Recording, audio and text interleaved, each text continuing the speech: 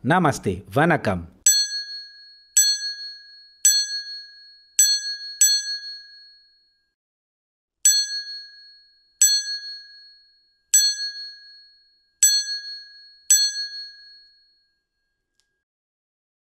Halo Movie Rangers, apa kabar kalian semua? Semoga yang mempunyai hutang segera diberikan rezeki agar bisa melunasi hutang-hutangnya. Hari ini Bang Jeder akan menceritakan film berbahasa Tamil yang berjudul Nadufan. Film ini dibintangi oleh aktor Kollywood Bharat Nivas dan disutradarai oleh Sharan Kumar. Film ini request dari Ahmad Syafi'i yang bercerita tentang perselingkuhan yang berujung kepada pembunuhan. Oke, langsung aja, put your headset on and listen to me.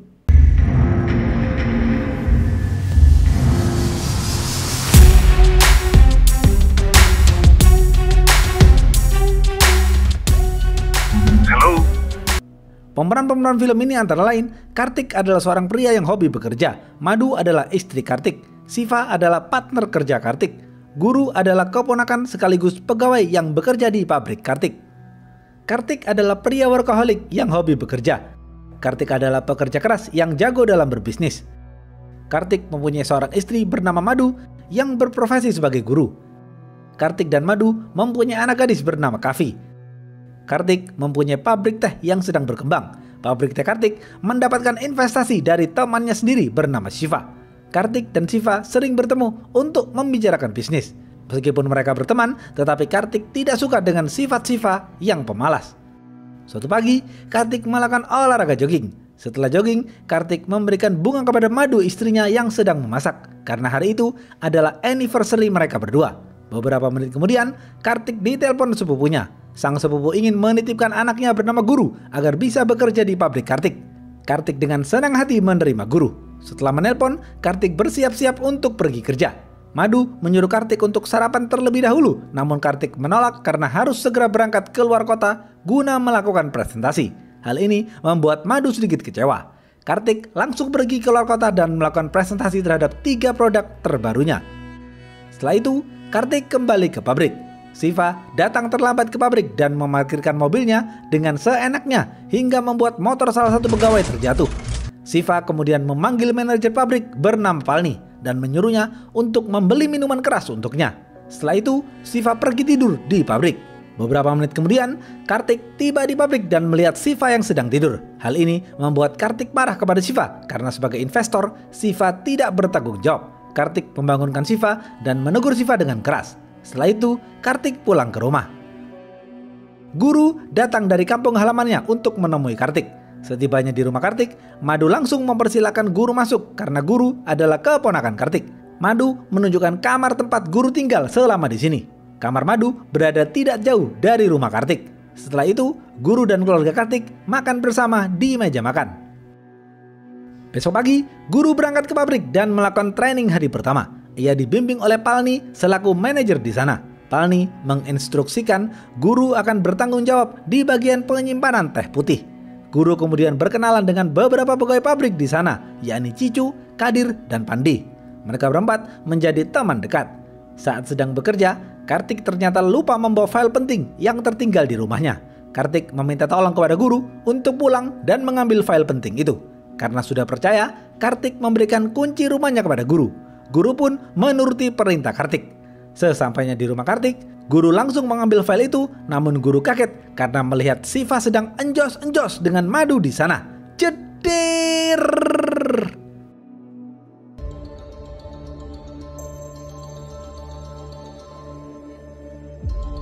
కళ్ళజోడు పెట్టుకుని ట్రై చేద్దామా? అది live. Guru panik dan bingung harus bagaimana. Guru mengambil file itu dan langsung kembali ke pabrik.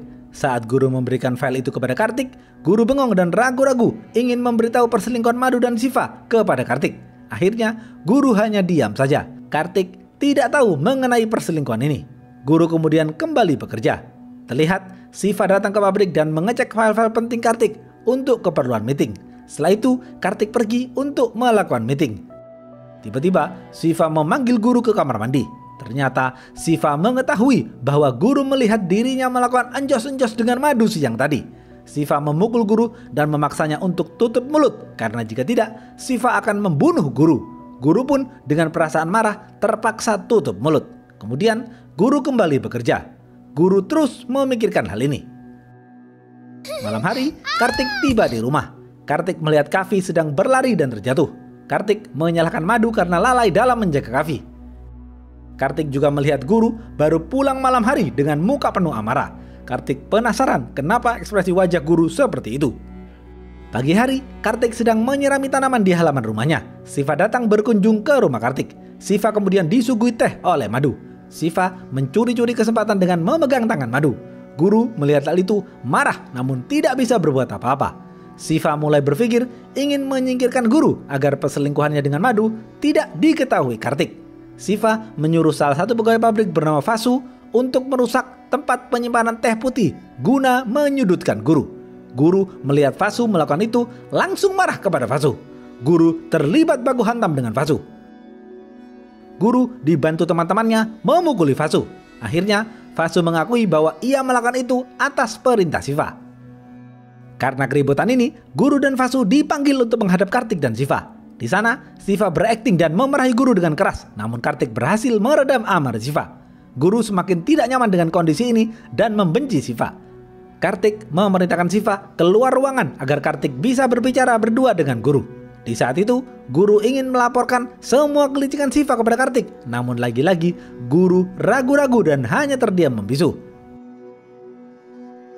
Malam hari, setelah guru selesai makan malam bersama keluarga Kartik, guru melihat Kartik sedang menghitung uang yang banyak di dalam kamarnya. Guru kemudian masuk ke dalam kamarnya dan terus memikirkan perselingkuhan itu.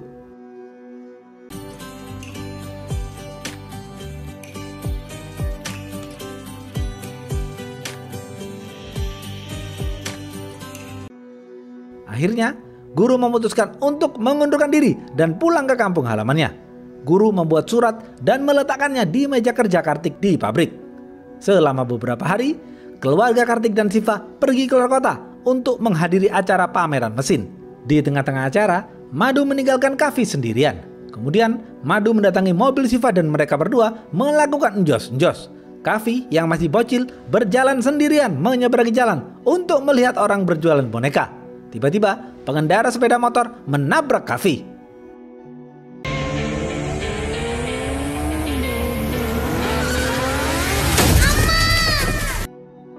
Kavi kemudian dilarikan ke rumah sakit.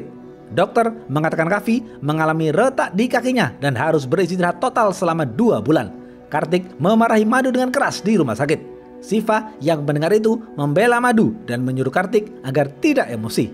Akhirnya Kartik memutuskan untuk menyewa asisten rumah tangga untuk merawat Kavi karena Madu tidak becus merawat Kavi. Sore hari, guru dan teman-temannya berencana weekend keluar kota dan mabuk bersama. Guru kemudian mengemasi seluruh barang-barangnya dari rumah Kartik karena ingin pulang ke kampung halamannya. Guru hanya menyisakan kunci rumah Kartik di laci kamarnya. Di tengah perjalanan, mereka berhenti di toko penjual minuman keras. Mereka membeli minuman keras dan tidak membayar. Mereka kemudian kabur melarikan diri. Penjaga toko bernama Sanjay marah dan melempari batu ke arah mobil mereka, namun mereka berhasil melarikan diri. Setelah itu, mereka tiba di hutan untuk mabuk bersama. Setelah mereka puas dan mabuk berat, mereka kemudian mengantar guru pulang ke kampung halamannya. Kadir dalam keadaan mabuk menyetir mobil. Di tengah perjalanan, Kadir menabrak Sanjay hingga tewas.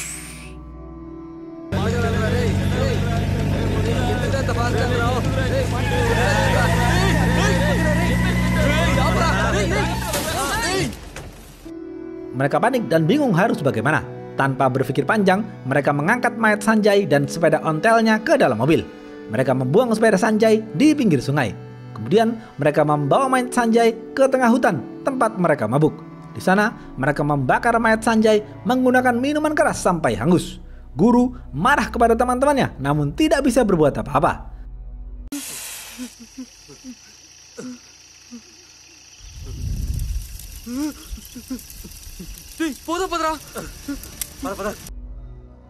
Setelah itu mereka kabur melarikan diri.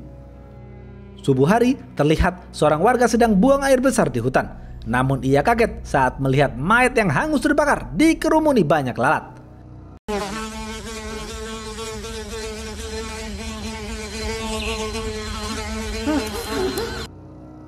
Warga itu langsung melapor kepada polisi. Polisi Bahlul datang dan menelusuri TKP. Polisi Bahlul yakin pelaku membawa mayat korban menggunakan jeep karena itu terlihat dari jejak tanah di hutan itu. Polisi Bahlul menyuruh anak buahnya mencari tahu mengenai jejak mobil jeep itu. Polisi Bahlul yakin ini adalah pembunuhan. Polisi Bahlul juga menemukan sepeda ontel di pinggir sungai yang diduga milik korban karena di sepeda itu terdapat darah. Polisi terus melakukan penelusuran tentang kasus ini. Polisi itu mendatangi salah satu bengkel dan bertanya kepada montir, kira-kira mobil apa yang jejaknya seperti ini. Polisi itu bertanya sambil menunjukkan foto jejak mobil yang ditemukan di TKP. Polisi mendapatkan informasi tipe mobil yang kemungkinan digunakan pelaku. Setelah itu, polisi melihat laporan otopsi korban. Analisa TKP mengatakan pelaku berjumlah lebih dari 1 orang. Dan cairan yang digunakan pelaku untuk membakar korban adalah minuman keras. Namun kepolisian belum bisa mengetahui identitas korban karena sulitnya mengidentifikasi korban yang hangus terbakar. Setelah selesai melakukan perawatan intensif di rumah sakit, Kavi diperbolehkan pulang. Mulai saat ini, Kartik menyewa seorang perawat untuk merawat Kavi di rumah. Kartik masih marah dan tidak mau berbicara dengan Madu. Madu mulai berpikir bahwa perselingkuhannya dengan Siva harus dihentikan karena itulah yang membuat semua masalah ini terjadi. Kartik kaget saat melihat guru tidak berada di kamarnya. Kartik menelpon Palni dan Palni juga mengatakan selama beberapa hari guru tidak masuk ke pabrik. Guru kemudian tiba di kampung halamannya. Sang ayah marah karena guru secara sepihak berhenti dari pekerjaannya di pabrik teh milik Kartik. Kepolisian terus melakukan penelusuran.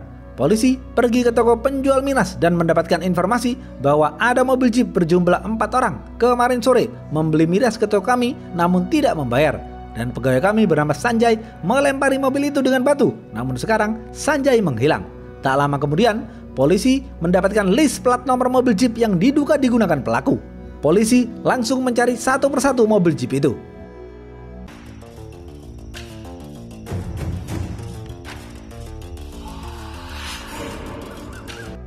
Akhirnya, polisi berhasil menemukan mobil jeep yang digunakan pelaku. Dengan cepat, kepolisian berhasil menangkap Guru, Cicu, Kadir, dan Pandi. Mereka semua dibawa ke kantor polisi. Di kantor polisi, mereka disiksa habis-habisan. Dan akhirnya, mereka menceritakan semuanya kepada polisi. Mereka mengakui perbuatan mereka. Setelah beberapa hari tidak mendatangi pabrik, Kartik duduk di meja kerjanya. Kartik menemukan sepucuk surat dari Guru dan langsung membacanya. Di dalam surat itu, Kartik mengetahui semuanya. Kartik marah besar kepada Madu dan Siva karena telah mengkhianatinya selama ini.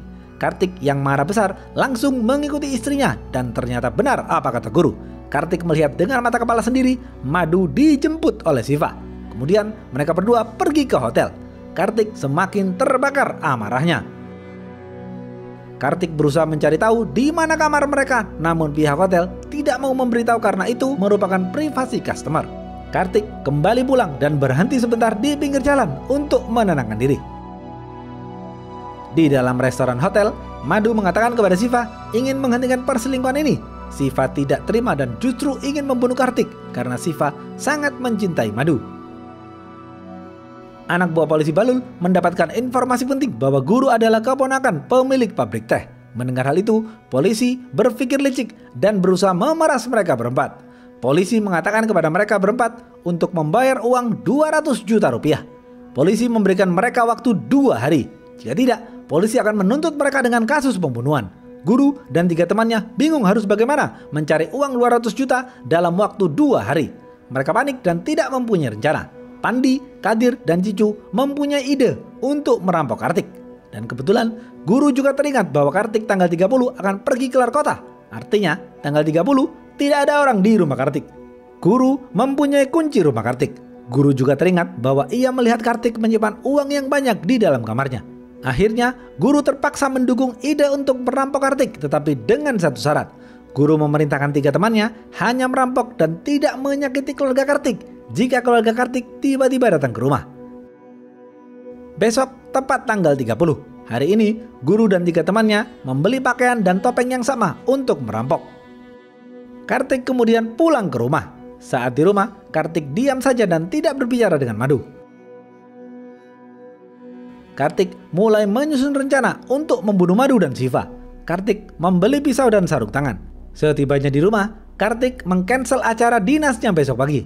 Kartik juga menyuruh asisten rumah tangganya pergi selama beberapa hari ke depan. Kartik menyiapkan segala sesuatunya di rumah. Kartik mengunci semua pintu dan menidurkan Kavi lebih cepat. Kartik lalu menggunakan jaket kulit dan meletakkan pisau di rak bawah. Kemudian Kartik duduk di depan pintu untuk menunggu kedatangan Madu dan Shiva. Kartik yang selama ini dingin sudah kehilangan kesabarannya. Kartik bersiap untuk membunuh mereka berdua.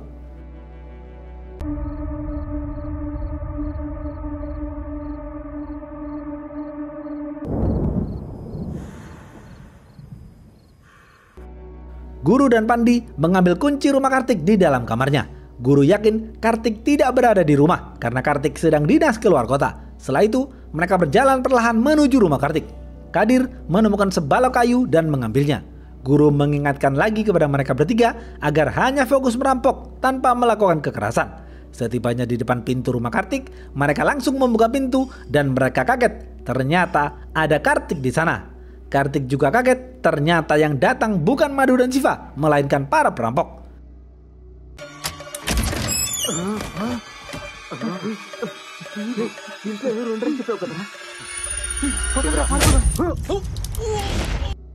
Tanpa berpikir panjang, Kadir memukul Kartik dengan kayu hingga pingsan. Mereka lalu mengikat Kartik dengan tali. Guru marah kepada Kadir karena memukul Kartik. Kartik lalu terbangun dari pingsannya. Mereka berempat langsung memulai pencarian. Mereka mencari uang yang disimpan Kartik ke seluruh ruangan.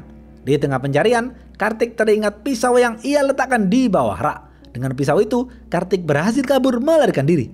Guru berusaha mengejar Kartik namun gagal. Mereka berempat kemudian mempercepat pencarian.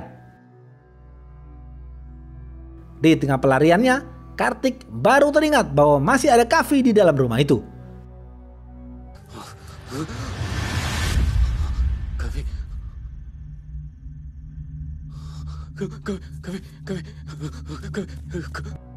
Kartik kemudian kembali ke rumah, namun tiba-tiba Kartik melihat Madu dan Shiva.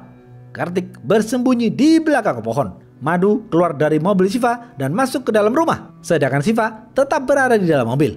Shiva lalu menelpon pembunuh bayaran untuk membunuh Kartik, namun pembunuh bayaran itu tidak melihat Kartik di luar kota. Shiva bingung karena seharusnya Kartik sudah berada di luar kota. Pandi, Cicu, dan Kadir berencana memukul Madu jika masuk ke dalam rumah, namun Guru berusaha keras menghalangi mereka. Guru tidak mau ada yang terluka lagi. Tanpa berpikir panjang, Pandi langsung memukul Guru dengan kayu hingga tewas.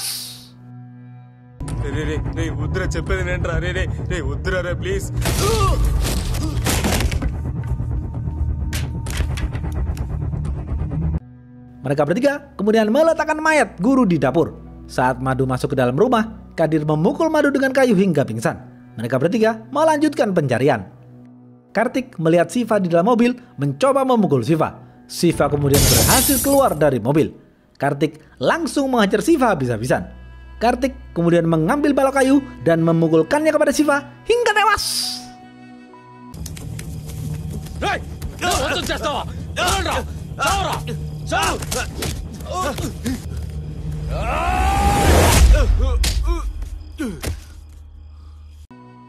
Kartik kemudian berjalan menuju ke rumah. Kartik memadamkan listrik di rumahnya untuk mengelabui para perampok.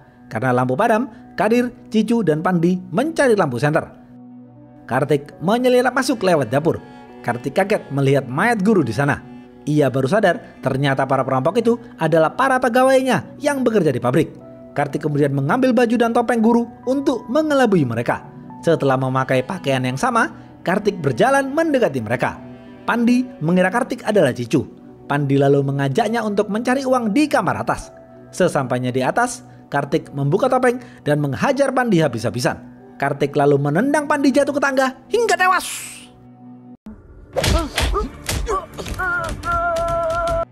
Cicu yang mendengar Pandi terjatuh mencoba melihat keadaan. Dari belakang, Kartik langsung menghajar Cicu habis-habisan. Kartik memukul Cicu hingga tewas.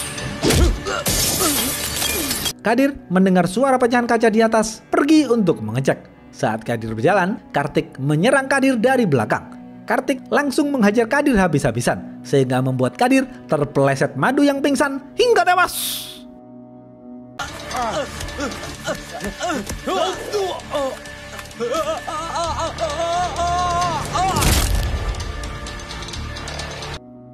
Kartik melihat mereka semua tewas.